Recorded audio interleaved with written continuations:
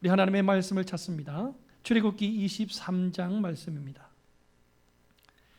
출애굽기 23장 16절 우리 상반절 한 절 말씀 다 함께 말씀을 같이 읽겠습니다. 맥주절을 지키라. 이는 내가 수고하여 밭에 뿌린 것에 첫 열매를 거둠이니라. 아멘. 다하라 요네코라는 일본 여성이 있었습니다. 이 요네코는 어린 시절 참 부유하고 행복했더랬습니다. 어머니의 과잉보호 속에서 온실의 화초처럼 아름답게 순수하게 그렇게 성장하였지요. 그러던 그녀에게 갑작스럽게 굉장한 어려움이 닥쳐왔는데요. 어머니가 갑자기 돌아가십니다. 어머니를 잃은 이 요네코가 이 슬픔에 휩싸여 살다 보니까 살아가는 것에 적응하지 못하고 마침내 목숨을 스스로 끊기 위해서 달리는 기차에 뛰어들고 맙니다. 죽어겠거니 여겼는데 정신을 차려보니 극심한 고통과 함께 자신의 신체에 변화가 있다는 것을 깨닫습니다. 두 다리와 왼팔이 잘리고 오른팔 하나 남았는데 그 오른팔에 있는 손가락마저도 5개 중에 2개가 잘리고 3개만 남아있는 상태였습니다. 너무나 비참하고 절망적인 그 자체가 지옥 아니겠습니까? 살아야 되는 이유를 모릅니다. 더욱더 괴롭습니다. 그런데 이 지옥에서도 벗어날 수 없는 것이 이제는 스스로 기차에 달려들지도 못합니다. 팔도 없고 다리도 없고 그냥 누워만 있는 신세이기 때문입니다. 극도의 절망감 속에서 하루하루를 지옥처럼 살아가고 있었습니다. 그러던 요네코에게 어느 날 병원으로 한 신학생이 전도를 하기 위해 왔습니다. 이 청년은 여러 번에 걸쳐서 요네코를 위해서 기도했고 복음을 전했고 그럼에도 불구하고 하나님이 우리를 얼마나 사랑하는지에 대해서 예수님의 십자가에 대해서 증거하였습니다. 그러던 어느 날 성령께서 이 요네코의 마음의 문을 여시니까 그 닫혀진 마음의 문이 열리고 말씀을 받기 시작합니다. 그 사랑이 느껴지기를 시작합니다. 만신창이가 된 몸이지만 이런 몸을 사랑하여 주신 예수님을 만나게 된 것이지요. 성령 하나님께서 그녀의 영혼을 만져주셨습니다. 그래서 드디어 이 요네코가 이 병상 위에서 꼼짝달싹하지 못하는 몸이지만 주님의 사랑과 복음을 받아들이게 됩니다. 그리고 얼마의 시간이 지나지 않아 이 신학생 청년은 요네코에게 청혼을 합니다. 드디어 많은 사람들의 관심 속에 이 두 사람은 결혼을 하게 되어지지요. 여러분, 어느 분이 쓴 소설 이야기가 아니라 실화 이야기를 제가 하고 있는 겁니다. 여러분, 지금은요 2 자녀를 하나님께서 주셨어요. 육신의 장애가 없는 그 어떤 사람들보다도 훨씬 더 행복하게 살아가고 있습니다. 그의 남편이 목사가 되고 교회를 개척하면서 비록 온전하지 못한 몸이지만 이 몸으로 남편의 목회를 최선을 다해 돕고 섬깁니다. 이 이야기가 막 전해지니까 이제 전 세계로 다니면서 간증을 하고 복음을 증거하고 있다고 합니다. 여러분, 그런데 얼마 전에 몇 해 전에 이 요네코가 책을 한 권 썼대요. 물론 본인이 직접 뭐 이렇게 타이핑을 치거나 글을 썼겠습니까마는 본인의 신앙 간증, 본인의 이야기를 가지고 책을 썼는데 저는 이 책 제목을 보고 참 감동이 되더라고요. 산다는 것은 황홀하다. 내가 살아있다는 것, 살아간다는 것은 그 자체가 너무나 감격스럽고 내 마음이 황홀하다. 여러분 요네코 이야기를 들으셨지요? 이렇게 이야기하고 생각하고 글을 써 내려가는 것이 이해가 혹시 되십니까? 두 다리가 없습니다. 한쪽 팔도 없습니다. 남은 한 손마저 손가락이 3개뿐입니다. 이런 처지, 이런 환경, 이런 현실 가운데 있는 요네코가 내가 살아있다는 것이, 살아간다는 것이 황홀하다라고 고백합니다. 장애인이 되어서 장애인이기 때문에 내가 하나님을 만날 수 있었고 사랑하는 남편과 가정을 이룰 수 있었고 나는 비록 나 스스로 움직일 수도 없고 꼼짝달싹할 수도 없는 몸이지만 내 안에 하나님의 나라가 천국이 이루어져 있다는 사실, 진정한 평화를 누리고 있다는 사실이 얼마나 감격스럽고 감사했으며 살아가는 것이 황홀하다. 사지가 멀쩡하면서도 누가 봐도 살만한다고 여길 만큼 부유하면서도 주님의 은혜를 모르고 살아가는 사람들이 얼마나 많은데 하나님이 우리를 얼마나 사랑하시는지 깨닫지도 못한 채 그저 그냥 그렇게 살아가는 사람들이 얼마나 많은데 사랑하는 성도 여러분, 요네코의 이 고백은 누가 봐도 멀쩡한 저와 여러분들의 모습을 바라보며 우리를 얼마나 부끄럽게 만드는지 모르겠습니다. 우리는요, 하나님께서 베풀어 주신 이 건강한 육신과 멀쩡한 사지를 가지고 있으면서도 때때로 감사할 줄 모르고 늘 주님의 보호하심과 은혜 가운데 살아간다 하면서도 기쁨이 없는 것처럼 살아가고 있는 우리에게는 하나님이 계신데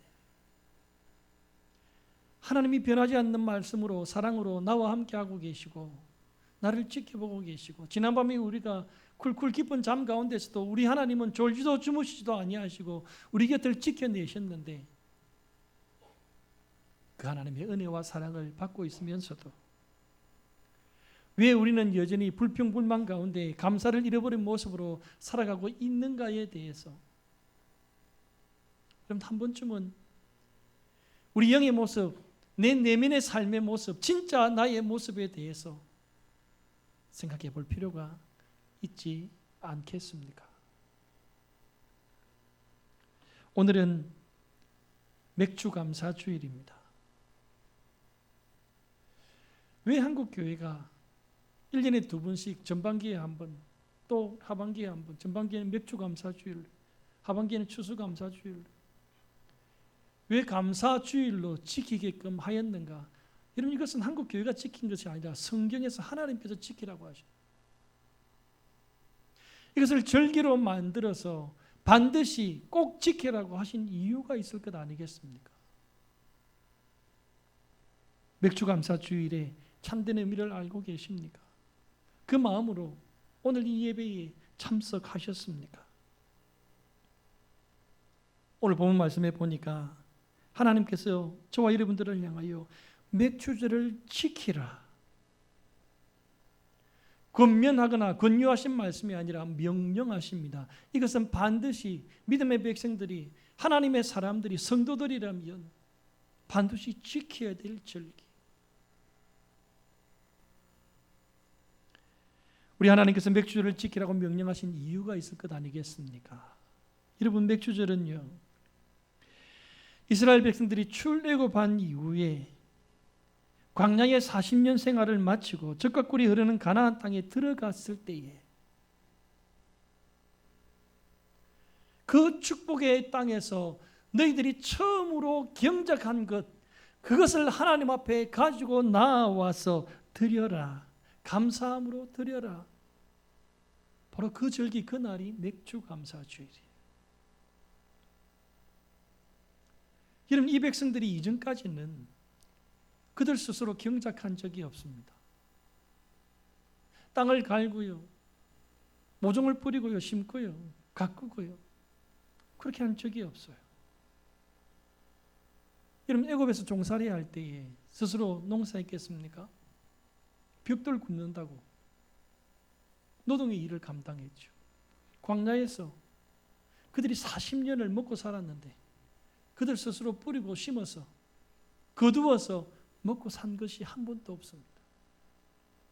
하나님께서 하늘의 만나로 메추라기를 떨어뜨리셔서 반석에서 물을 내시고 구름 기둥과 불 기둥으로 따뜻하게 하시고 불을 밝혀내시며 시원하게 만드시고 옷이 헤어지지 않도록 신발이 닳지 않도록 오직 하나님께서 지금까지 인도하셨습니다. 여러분, 이 뜻이 뭡니까? 광야의 인생길을 걸어가는 저와 여러분들을 향하여서도 이 광야는 말이지요, 저와 여러분들이 수고와 노력과 피땀 흘림으로 먹고 살 수 있는 것이 아니라 오직 하나님만을 바라보며 의지한다면 하나님께서 먹이시는 곳, 살리시는 곳, 입히시는 곳, 넉넉하게 승리하게 만드시는 곳.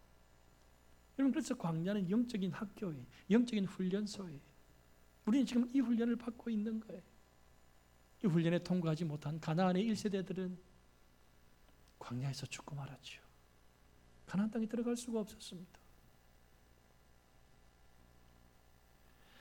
지금까지 이들은 스스로의 힘으로 경작한 적이 없어요. 하나님께서 주신 것으로 먹었고 입었고 살았습니다. 그런데 이제 요단강을 건너 가나안 땅에 들어와서 정착한 이후에는요, 이들은 수고해야 합니다. 노력해야 합니다. 씨를 뿌리고 경작을 해야 해요. 그때요, 이 백성들의 마음속에, 생각 속에 내가 뿌렸고 내가 심었고 내가 가꾸었고 내가 거두었으니 이것은 나의 몫이야, 내 것이야, 나만을 위해 사용해야 될 것이야, 내가 이것을 먹고 이것을 통해 살 것이야 말씀하고 있는, 생각하고 있는 그것들에 대해서 지금 하나님께서 말씀하고 계시는 거예요.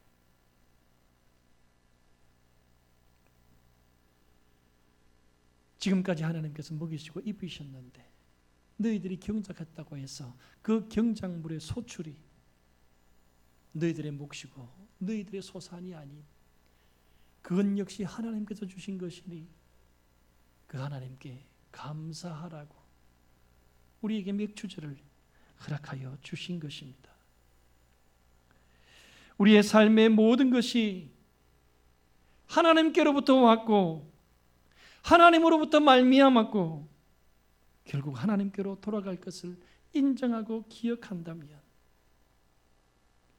여러분, 어찌 우리의 삶의 모든 것을 두고 감사치 않을 수가 있겠습니까? 당연히 마땅히 감사해야지요. 우리가 받은 은혜가 얼만데, 우리가 받은 사랑이 얼만큼 큰데 기억하지 못하고 인정하지 못하니까 문둥병에서 고침을 받았습니다마는 10명 중에 9명은 감사할 줄 모르는 거예요. 감사하기 위해서 돌아오지 않는 거예요. 이방인보다 못하게 이방인은 돌아왔거든요. 주님 앞에 엎드려서 나의 이 병을 고쳐주신 은혜와 사랑에 능력에 감사해서 감격해서 무릎을 꿇었거든요. 우리 주님께서 한탄하십니다. 나머지 9은 어디 있느냐? 내가 이 은혜를, 이 사랑을 베풀었는데 수많은 선물을 허락했는데 감사하러 오는 사람이 이렇게 없느냐고. 맥주절을 맞이하여서 오늘 우리는 하나님의 말씀에 순종하는 마음으로 감사로 하나님을 예배할 수 있기를 주님의 이름으로 축복합니다. 그런데 오늘 본문 말씀에 무엇으로 감사하라고 하셨을까요? 저는 이 한 가지에 오늘 집중해서 말씀을 좀 드려볼까 합니다. 여러분, 무엇으로 감사하라고 말씀하셨습니까? 오늘 본문 출애굽기 23장 16절입니다. 네가 수고하여 밭에 뿌린 것의 첫 열매로, 네가 수고하여서 노력하여서 밭에 뿌린 것에 수확한 것의 첫 번째 열매로 하나님 앞에 감사하는 날이 맥주 감사 주일입니다. 사랑하는 성도 여러분, 혹시 오늘 이 맥주 감사절 예배를 위해서 나아오실 때에 여러분들이 수고하여 수확한 것의 첫 열매를 가지고 오셨습니까?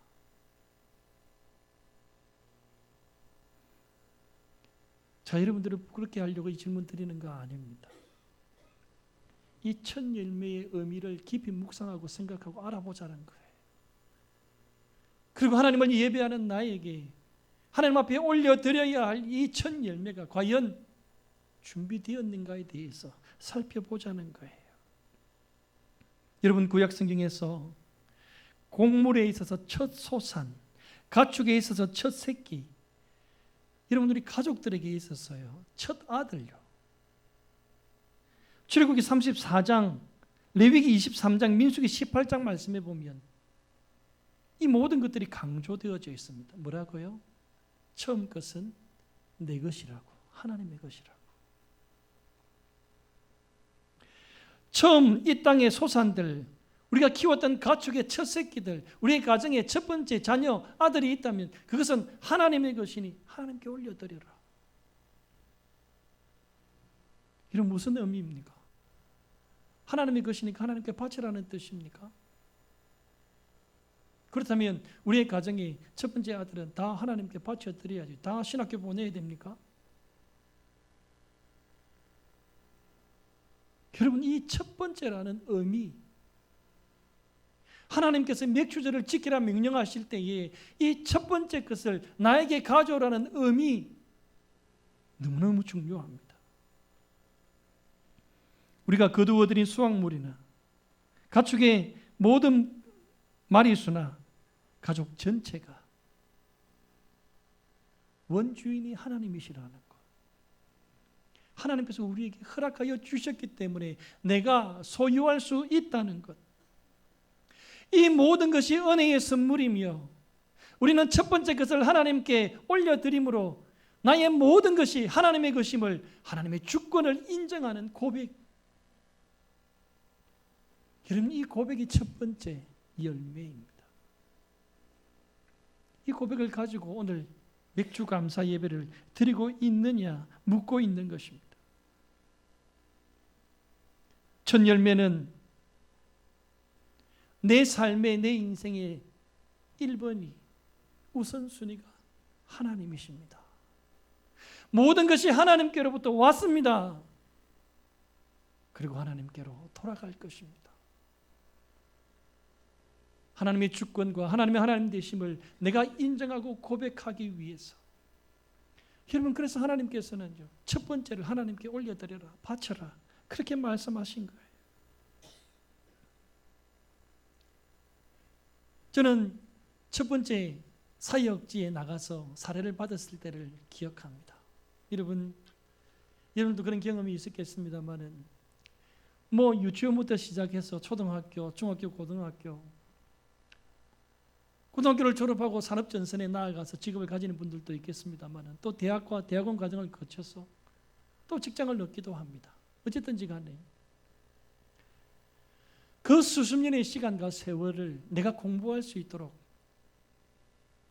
나를 밀어주시고 뒷받침해 주신 부모님이 있었기에 그 과정이 가능했지 않겠습니까? 그래서 이제 실전에 나아가서 수확을 얻는 거예요. 직장에 가서 돈을 벌기 시작하는 거예요. 월급을 받기 시작하는 거예요. 여러분, 예전에는요, 우리 자녀들이 첫 직장에서 첫 월급을 타면 우리 부모님께 내복을 해드린다. 이게 정설이었어요. 예, 뭐 때문에 내복인지는 잘 모르겠습니다. 그런데 첫 월급을 타면 부모님께 내복 내지는 선물을 해드린다. 요즘에 우리 젊은이들은 이와 같은 개념 자체가 구시대의 퇴물처럼 생각할지 모르겠으나, 여러분, 저는 이것이 얼마나 중요한지 몰라요. 오늘 말씀에 빗대어 말씀드립니다. 마음이잖아요. 부모님의 은혜를 기억하고 있다는 증거지 않겠습니까? 작은 것이지만 내가 부모님의 은혜에 감사하고자 하는 그 뜻을 표현한 것이 내 복이지 않겠습니까?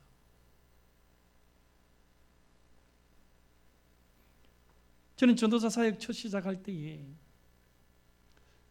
사례금이라고 이야기하죠. 그때 제 기억으로는 30만 원 받은 것 같습니다. 한 달을 살아야 되는데 30만 원 받았어요. 근데 첫 사역지에서 거둔 첫 열매이기 때문에 하나님 앞에 온전히 드렸던 것 같아요.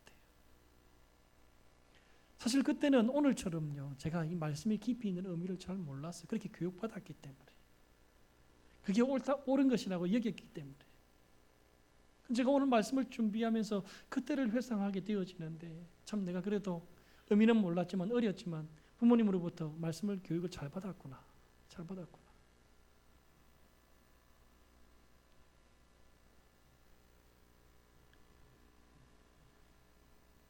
나를 공부시켜 직장생활을 하게 하신 그 부모님께 감사하는 마음을 첫 직장에서의 첫 월급을 가지고 표시하는 것. 이것은요, 단순히 내복이 아니라 부모님을 향한 자녀로서의 마음, 은혜를 입은 자로서의 당연한 표현 아니겠습니까? 나는 은혜를 알고 있습니다. 부모님의 은혜, 그 사랑을 기억하고 있습니다. 여러분, 이런 뜻 아닐까요? 우리 주님의 말씀 가운데서도 너희는 먼저 그의 나라와 그의 의를 구하라. 먼저 우선순위. 여러분, 내 삶의 첫 열매를 하나님 앞에 드린다는 것은 내 삶의 첫 번째 자리가 하나님이라는 것을 내가 천명하고 인정하는, 고백하는 내 믿음의 고백의 자리인 것입니다. 이것이 예배 아닐까요? 하나님을 예배한다는 것은 오늘 이 예배의 자리에 하나님이 왕이시고 주인이시고 통치자이시며 우리는 그 하나님만을 기쁘시게 하기 위해서 나온 사람 아니겠습니까? 내 삶으로 하나님을 예배한다는 것은 내가 깨어있고 의식하는 순간 24시간 동안 내가 하나님 앞에서 하나님을 위해서 하나님을 기쁘시게 살아가기 위한, 그래서 말씀이 나를 이끌고 성령이 나를 이끌어갈 수 있도록 나 자신을 죽이고 내 안에 하나님께서 사시게 하고자 하는, 그 성도의 삶은 거룩한 겁니다. 성도의 삶은 예배인 것입니다. 바로 이 모습이요.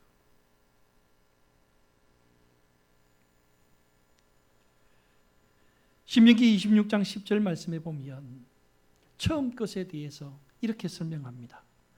여호와여, 이제 내가 주께서 내게 주신 토지 소산의 만물을 가져왔나이다 하고 너는 그것을 내 하나님 여호와 앞에 두고 내 하나님 여호와 앞에 경배할 것이며. 자, 보십시오. 이 말씀을 뒤로부터 앞으로 가겠습니다. 여호와 하나님 앞에 우리가 경배할 때에 하나님 앞에 우리가 두어야 할 것이 있습니다. 드려야 될 것이 있습니다. 그것이 무엇입니까? 주께서 내게 주신 토지소산의 만물.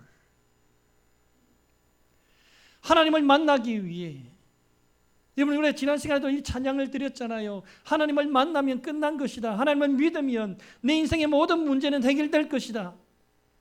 하나님을 만나기 위해, 예배하기 위해 나온 자들을 향하여서 네가 가진 하나님께서 주신 토지소산의 만물을 가져와서 그 앞에 올려드리고 경배하고 예배해라. 여러분, 여기서 만물이라는 단어가 중요합니다. 모든 소산의 만물이라고 말하는 이 만물은요, 히브리어로 레시트라는 단어를 씁니다. 첫 번째, 시작이라는 단어입니다. 첫 열매를 가리킴과 동시에 가장 소중하고 중요한 것, 가장 좋은 것이라는 뜻입니다. 이런 모세가 이스라엘 백성들에게 하나님 앞에 나올 때에 예배하며 경배하기를 원할 때에 빈손으로 나오지 말고 하나님께서 너에게 주신 것들 중에 첫 번째 것, 가장 소중하고 가장 좋은 것은 그것을 가지고 나와서 하나님 앞에 예배드려라.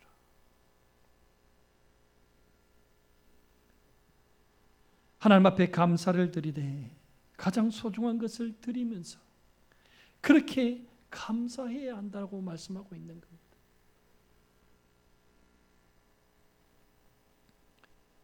여러분, 오늘 또 우리가 하나님 앞에 나올 때에 예물을 준비했지 않겠습니까?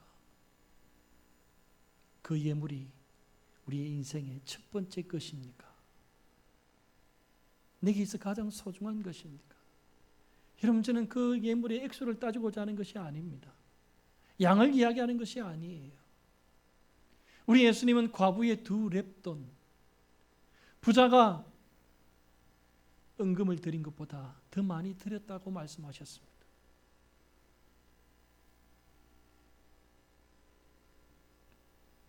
하나님 앞에 나올 때에 내게 있어 가장 귀한 것을, 그 첫 열매라는 의미입니다. 레위기 23장 말씀에서는요, 이 첫 번째 것에 대해서 이렇게 의미를 해석합니다. 절기들에 대해서 말씀하시는 가운데 약속의 땅에 들어가 곡식을 거둘 때에 첫 이삭 한 단을 제사장에게 가져오라고 명합니다. 첫 이삭. 뿌렸습니다. 가꾸었습니다. 이제 때가 되어서 수확합니다. 여러분, 한 해를 절반으로 나눌 때에 초반부의 절반은요, 밀과 보리를 거두는 시기입니다. 후반부의 절반은요, 살과 나머지 곡식들을 거두는 시기입니다. 그래서 우리가 맥주절을 전반기에 지키고 하반기에는 추수감사절을 지키잖아요. 첫 번째 이삭단, 그것을 가져오면 제사장은 그것을 하나님 앞에 흔들어 드려서 너희를 위하여 기쁘게 받으심이 되게 할 것이다. 우리 하나님께서 기뻐하시는데 첫 번째 이삭단을 가지고 오는 자에게 그가 드린 예물을 통하여 하나님께서 영광을 받으신다. 여러분, 시작이 되면 두 번째, 세 번째가 같이 이어져 갑니다. 그래서 시작은 처음이자 마지막입니다. 한 해 농사의 전부입니다. 가장 중요한 첫 번째 그 벼 이삭을 가지고 하나님 앞에 올려드려라, 그렇게 말씀하고 있는 거예요. 조금만 더 생각해 보시겠습니까? 오늘 이 말씀에서 우리가 놓치지 말아야 될 사실이 있어요. 여러분, 첫 번째 열매요, 이 첫 번째 열매 이후에 두 번째, 세 번째, 네 번째 풍년이 될 수 있는 열매가 맺혀진다는 보장이 없잖아요. 이 첫 번째 열매를 드린다는 것은 풍년이 확정된 다음에 창고에 곡식을 많이 쌓아두고 난 다음에 여유 있을 때 그때 드리라는 것이 아닙니다. 아직까지 창고가 비어 있어요. 얼만큼 쌓일지도 확신할 수 없어요. 아니, 올해 농사가 아예 망할 수도 있을 거예요. 그런데 하나님은 이 백성들에게 첫 번째 곡식의 단을 가져와서 드려라, 그렇게 말씀하시는 겁니다. 인간적인 계산으로 보면 이 이후에 얼마만큼 내가 거둬들일지, 1년을 살 수 있을지 5년을 살 수 있을지 가늠할 수도 없겠지만 하나님은 바로 그 시점에서 이 이스라엘 백성들에게 믿음을 지금 요구하고 계시는 거예요. 하나님 앞에 첫 번째 단을 드리면 우리 하나님께서요, 두 번째, 세 번째, 네 번째, 다섯 번째, 1,000번째, 1,000,000번째, 1,000,000번째 네 것이 되게 해주겠다고, 내 창고를 가득 채워주시겠다고 지금 약속하고 계신 것 아니겠습니까? 하나님은 저와 여러분들에게 남으면 남는 것으로 나를 기억하라고 말씀하고 계시지 않습니다. 먼저 가장 처음부터 여호와 하나님, 그 하나님을 기억하라고 말씀하십니다. 하나님은 오늘 맥주감사절을 통하여서 너희가 넉넉할 때에, 살만할 때에, 여유 있을 때에 나를 인정하라고 말씀하시지 않습니다. 처음 시작부터 미약하겠지만 여호와 하나님을 인정하고 믿음으로 말씀에 순종하면 하나님께서요, 나의 삶을 인정해 주시지 않겠습니까? 저는 오늘 말씀을 준비하면서 감사의 의미를 다시 한번 새겨봅니다. 감사란 내가 지금 넉넉하기 때문에 드리는 고백이 아닙니다. 처음부터 뒤에 일어날 일, 결과에 상관없이 하나님을 하나님으로 인정하는 믿음의 결단이며 내 인생의, 내 삶의 모든 시작이 하나님이시라는, 내 삶의 첫걸음이 하나님이시라는 우선순위의 결단이 바로 우리의 믿음인 것입니다. 그런데 이상하리만큼 우리는요, 계속 하나님께 드릴 때에 남은 것을 드리려고 하는 것 같아요. 제 모습이에요. 먼저 내 필요를 채우고 내 계획을 굳히고 내 안전을 확보한 다음에 남는 여백이 있으면 그것으로 하나님께 나아가려고 하는 것 같아요. 여러분, 하나님은 우리에게 남는 것이 아니라 처음 것을 요구하십니다.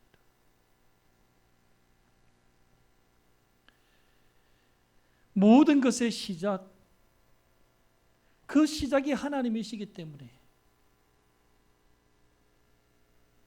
내 월급날의 첫 지출이 아니라 내 삶의 중심이 하나님이신 것을 드러내는 고백이 있기를 원하고 계십니다.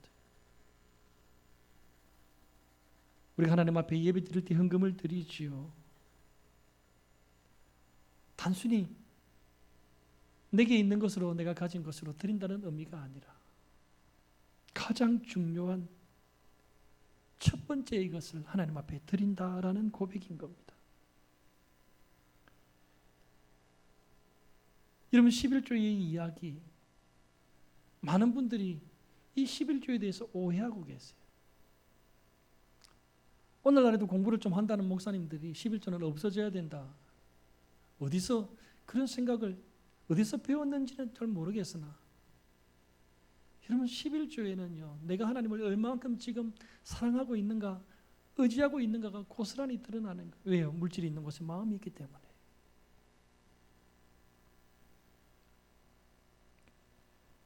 여러분, 11조가 무엇입니까? 10가지 중에 하나를 하나님께 바치는 거예요. 지금까지 그렇게 알고 계셨나요?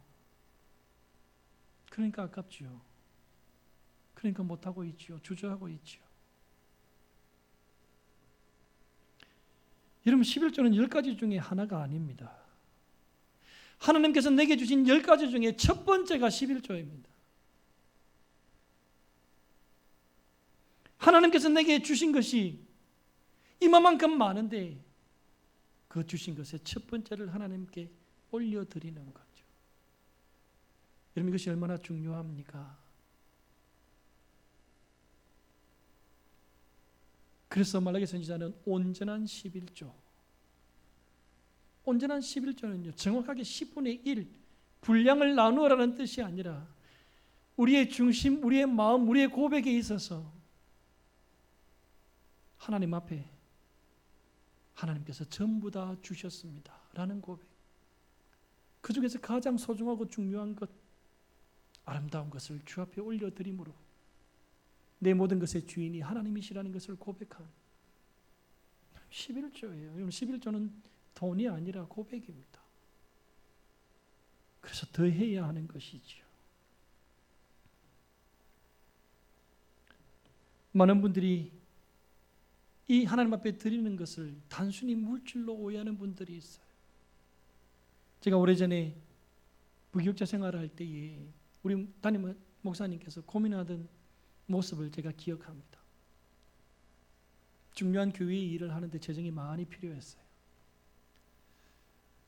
그래서 이 목사님한테 제가 배운 것이 억지로 우리 교인들 헌금하게 만들지 않겠다는 겁니다. 자원, 하나님께서 자원하여서 받는 것을 원하시잖아요. 그래서 뭐 헌금의 명목을 만들고 뭐 1,000번제니 뭐 1만 번제니 성경에도 없는 그런 것들을 왜 하는지 모르겠어요. 자원해서 해야죠. 그래 하나님께서 받으시죠. 그래서 제가 섬기던 목사님도 이 차원에서 하라고 헌금 강요를 안 하셨어요. 그런데 재정은 필요하고 일이 진행이 안 될 것 같고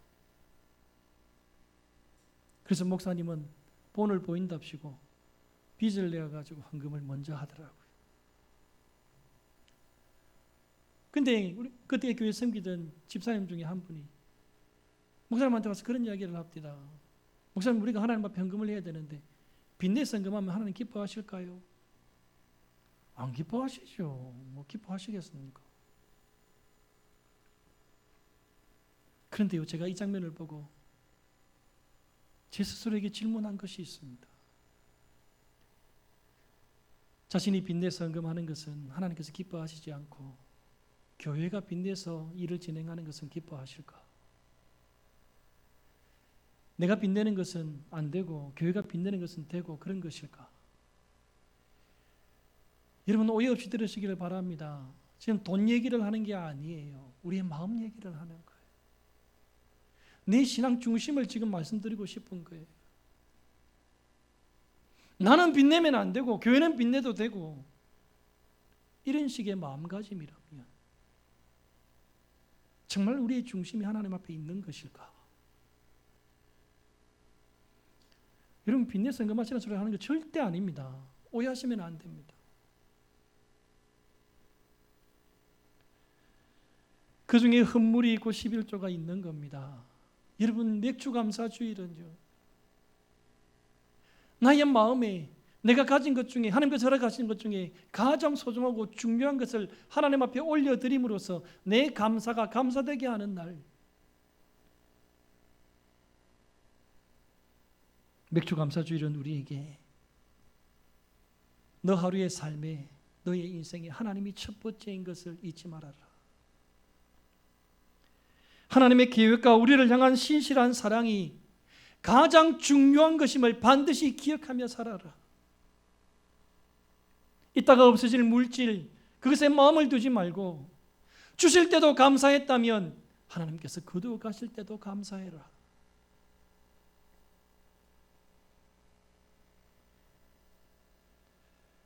우리는 이 땅 위에서 열심히 수고합니다. 씨를 뿌리고 땀을 흘리고 시간을 쏟고 마음을 쏟지요. 그러나 우리가 노력한 만큼, 수고한 만큼 대가가 주어지지 않고 결실이 맺혀지지 아니하면 실망합니다. 우리 학생들 열심히 공부했는데 성적이 안 나오면 실망하듯이요. 그런데 여러분, 우리가 조금 전에 고백했잖아요. 주신 분도 하나님이시라면 그도 가신 분도 하나님. 내 수고의 열매가 많지 않다 할지라도 그럼에도 불구하고 첫 열매를 하나님 앞에 올려드림으로써 진정한 감사를 할 수 있겠는가? 하나님은 우리에게 비와 햇빛을 비추시고 계절을 주시고 건강하게 하시고 호흡하게 하시며 우리의 관계의 문제에 있어서 우리가 살아가는 이 세상 가운데서도 모든 것들이 합력하여서 결국에는 선을 이루게 하시는 분, 그분이 하나님이시라면 첫 열매를 가지고 하나님 앞에 올려드리면서 내가 하나님 이만큼 했습니다, 나 수고했습니다, 노력했습니다가 아니라 하나님께서 이렇게 은혜 베푸셨습니다. 하나님께서 여기까지 우리를 도우셨습니다. 이 모든 것이 하나님의 은혜이며 우리를 향한 사랑입니다. 고백하는 가운데 감사로 하나님을 예배해야 되지 않겠습니까? 사랑하는 성도 여러분, 우리의 삶에 있어서 가장 우선순위가 있다면 하나님께 감사하는 것이어야 합니다. 우리의 삶의 시작도 감사고 마무리도 감사이어야 합니다. 범사에 감사하는 것이 하나님의 뜻이라고 말씀하고 있지 않습니까? 우리의 판단의 결과가 좋든 나쁘든 덮어놓고 감사할 수 있어야 합니다. 하나님은 예수 그리스도를 우리에게 주실 때에 자신에게 있어 가장 귀한 첫 열매를 십자가에 죽이시면서까지 우리를 살려내셨지 않습니까? 이 은혜와 크신 사랑을 받은 자로서 어찌 감사하지 않을 수 있을까요? 여러분, 내 입에서 내 생각에서요 감사라는 단어가 사라지는 순간 나는 이미 교만한 자가 되어버리는 거예요. 불평불만이 넘쳐나게 되어져 있는 거예요. 우리 하나님은 교만한 자를 미워하십니다. 결코 교만한 자를 축복하지 않습니다. 우리의 삶에 있어 마음의 중심에 참된 고백으로 나의 나된 것이 하나님의 은혜입니다. 모든 것을 하나님께서 하셨습니다. 많든 적든 지금 내 호주머니에 우리의 가정에 내가 운영할 수 있는 재정이 이만큼 되어진 것이 하나님의 은혜이기에 다른 사람과 비교해서 불평불만할 것이 아니라 감사하고 또 감사하는 마음으로 오늘 이 추수감사절 예배 나에게 있어 가장 귀하고 소중한 첫 열매를 하나님 앞에 올려드릴 수 있는 우리의 믿음이 되시기를 주 예수 그리스도 이름으로 축원합니다. 여러분 잠언 3장 9절로 10절 말씀해 보시면요, 첫 예물을 드리는 자를 하나님께서 축복하시겠다 약속하신 말씀이 있습니다. 내 재물과 내 소산물의 처음 익은 열매로 여호와를 공경하라. 그리하면 내 창고가 가득히 차고 내 즙틀에 새 포도즙이 넘치리라. 믿으십니까? 첫 열매로 하나님을 공경하면요, 우리의 창고가 가득히 차고 넘칠 줄 믿습니다. 한두 배가 아닙니다. 이삭은요 100배로 소출했습니다. 하나님의 말씀에 순종하였더니 2배가 잠길 만큼, 이 축복을 이웃들에게 공유할 만큼, 유통할 만큼 흔들어 넘치도록 우리 하나님은 부어주시는 분이십니다. 내 즙틀에 새 포도즙이 넘치리라. 여러분 즙틀은 있는데 포도가 없으면, 소산물이 없으면 어떻게 즙틀을 짤까요? 어떻게 포도즙을 낼까요? 넘쳐나게 이 포도즙이 24시간 가동될 만큼요, 하나님께서 새 포도를 넘치도록 공급해 주신 이 놀라운 은혜와 축복, 어떤 사람에게요? 처음 익은 것으로, 첫 열매로, 내게 있어 가장 귀한 것으로 여호와 하나님 앞에 드리고 경배하는 자에게, 오늘 우리에게 주신 약속의 말씀처럼 창고가 가득히 차고 새 포도주가 넘치게 하시는 축복의 주인공들이 되시는 저와 여러분들이 되실 수 있기를 주 예수 그리스도 이름으로 축원합니다. 기도하겠습니다.